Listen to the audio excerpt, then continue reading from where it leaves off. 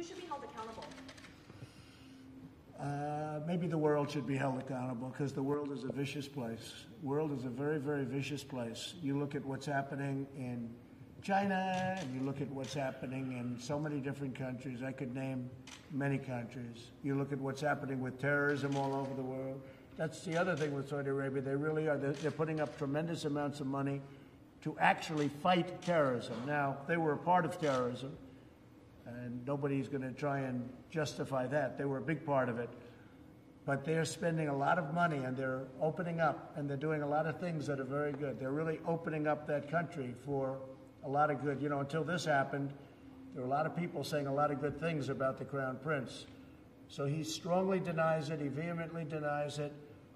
And my policy is very simple. America first, keep America great again. And that's what I'm doing, and we're doing better than anybody thought even possible.